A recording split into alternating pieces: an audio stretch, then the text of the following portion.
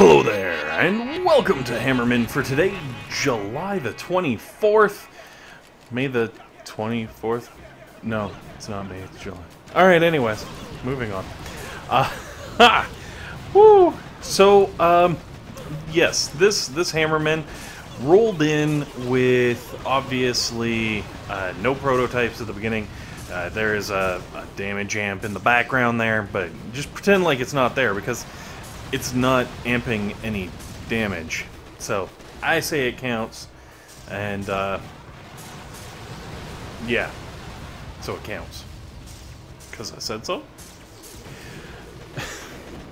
Man. Okay, so, a couple of things. One, I've got a very special video coming out in the very near future. It has just been insane the last little bit. I have not had the time to put this together, but I've decided today I am making this happen.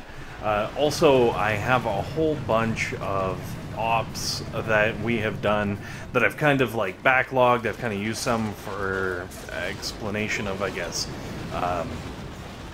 strategies and whatnot. So hopefully in the very near future some of that will come creeping out. Probably with the way that the summer has been going, sooner than later, just because I'm gonna start missing things and you know, gotta throw something in there.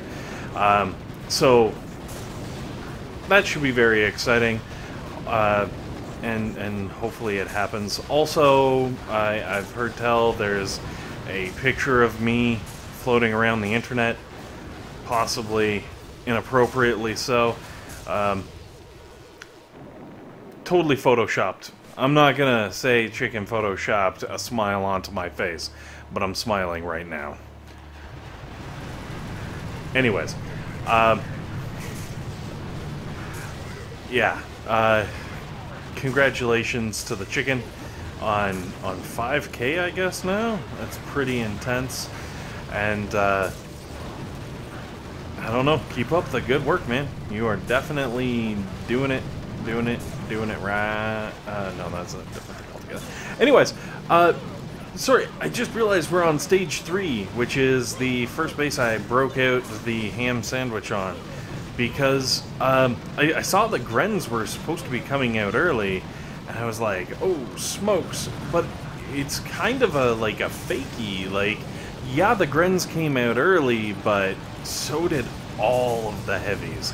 So what I would suggest doing in there with the sniper towers and the boom cannons, mix in some flamethrowers and machine guns, just because they tend to do dirty, nasty things to the heavies, but you're still going to want those boom cannons and sniper towers and stuff up in that front row, because if you do take out the heavies, you got to be able to reach back and get those snipers. And then, for stage number 4, the Gren Medic. That's right. Oh, the Gren Medic is dirty. So I kind of just coasted through with what I had set up, and it works pretty good. I actually do some really serious damage to all of the things over there, but I feel like if I maybe put moved my rocket launcher, that third one that's down near the bottom of the, well, the rightmost side of the screen, right next to my face, pretty much. If I had moved that up, I feel like it would have gotten in there sooner, it would have done more damage, might have been able to take things out. I didn't really suffer too badly for it because, you know, I'm lucky enough to have maxed out defenses, but if you're a little bit lower level, shifting that up might make the difference between the win and the fail. So definitely try that out.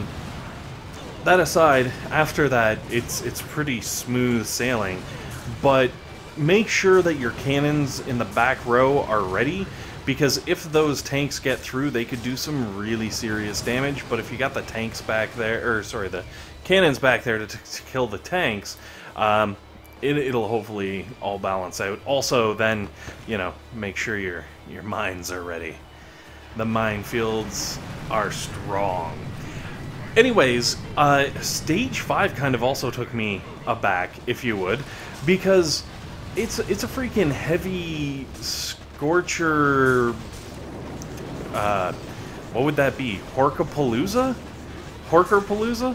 Horker? Hooker? It's a hooker. A dirty hooker.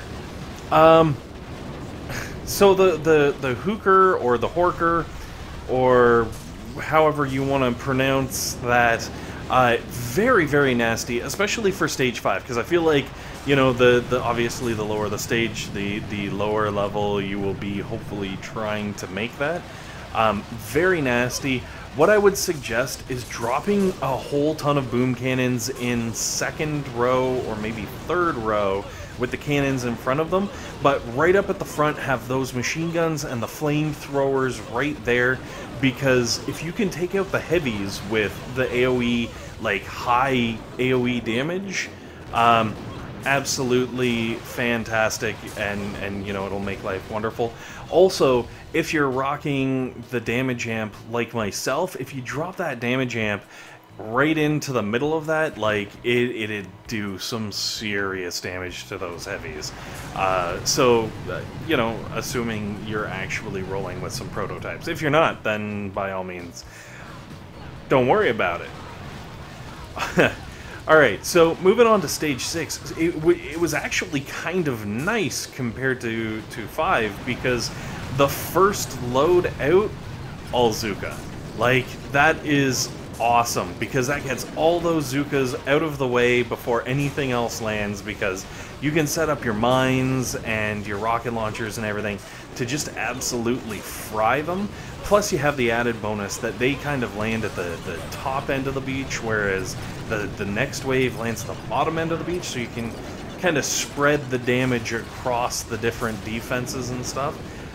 Very, very nice, very helpful, I guess, in the ways of the defense.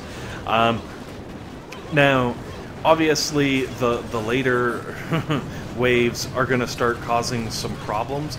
I actually started getting really excited right here, and then I realized I had an entire boatload of Riflemen still coming my way. And I was just like, oh my goodness, this is gonna get dirty.